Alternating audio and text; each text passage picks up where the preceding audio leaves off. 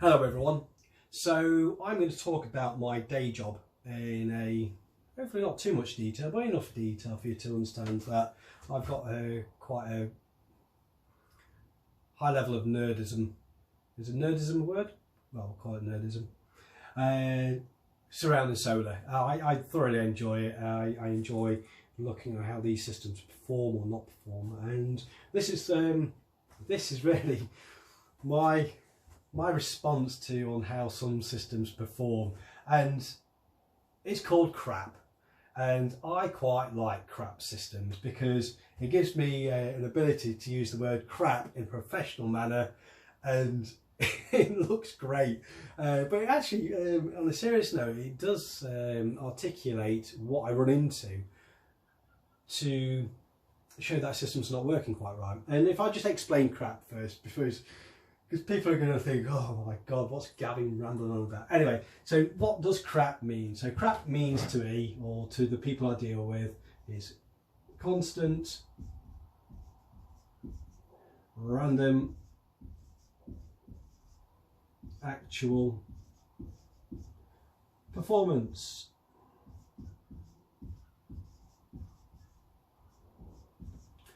So there you go. So it's not just me being me and just out and off potty mouth stuff, but constant random actual performance is something that I kind of came up with it because I like to have a bit of humour when I speak to it. Even though I work in a professional capacity, I think we all live only once and we should have at least a small laugh and joke whilst we're doing it. And this came about because I was trying to articulate that something was crap, it just was not working how we wanted it to. Well, let me explain on why we call it constant random actual performance. So on a nice sunny day, and I know the date specifically, which is the 30th of June 2018, we had a blinder of day because it was a heat wave in the UK, and you'd have something like that.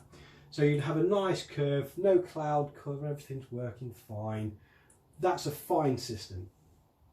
What you then get is the ones with condom, protection all the way. Constant random actual performance. And what this means to me and to others who I deal with is what we've got is a system that works like this.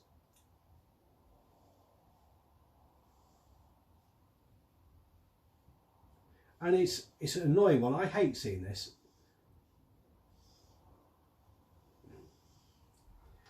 So what that means to me is I've got a system that, knowing, difficult to explain, well, I'm going to try and explain this. So I get to see information after the event. I never get to see it whilst it's happening. Basically, the company I work for, we pull in a lot of information and we do a lot of analytics to it. And then we spit out some nice pretty charts. And the pretty charts give this type of information. And what it is this here is lost generation. Something's not going quite to plan. In fact, we'll just call that, because that's crap. Or constant random actual performance. So that there is lost generation. So if these are two next door neighbours, I know that this property's got a problem. And one of my one of the roles that I do, I actually send engineers out, or request engineers that go out to try and fix that property. Now, what tends to happen is a lot of this can go under the radar, because what happens is, well, you go to the next door neighbours and they had a meter reading at midnight, and it'll be, say, 1,000. And it was a really good generator system. Let's say, for generosity's sake, it's 1,000 and, I don't know, let's do 17. It's a nice decent system. So 17 kilowatt hours, so that's kilowatt hours. So I've done 17 kilowatt hours. Happy days, everyone's happy. This person here, let's say, I don't know, they was on 1,000. No, the systems went in virtually the same time. They've been side by side all the way. It's just for easy purposes anyway, because my math is crap. But it's not constant random actual performance, it's just generally crap. That's why I use a calculator a lot. But for this system, they did, let's do 8. It's probably not, if we were to have some proper figures. So that's great. Now, what tends to happen, and this is where my frustration really does come in, is people think, great, my meter's gone up. Whoopie-doo. your meter's gone up. Your next door neighbour's done, a hell of a lot better than you, just over, half more, or double your generation, and yet you're happy with that. I'm not happy. I'm really not happy with that, because you've got constant random actual performance, and this can happen day by day. So if you was to go over a month, and say for example you've got I'm not going to do days, but you'll have, if this was 31 days, you could have, a chart that would build up like this.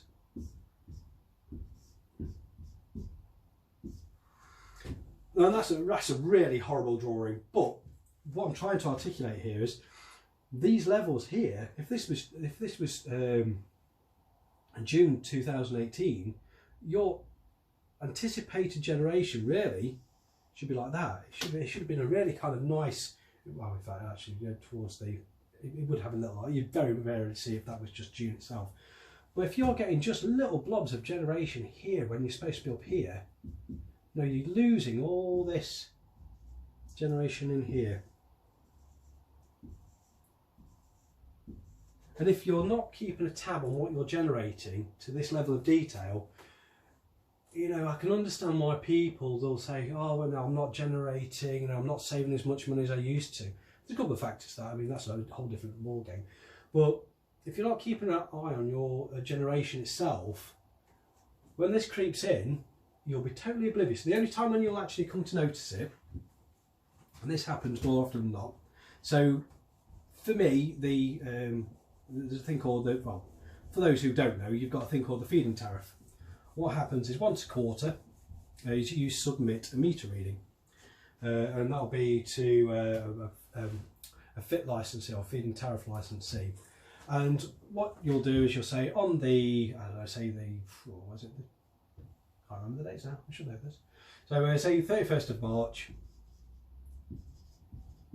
you'll say my meter reading to whoever is, let's do 1017.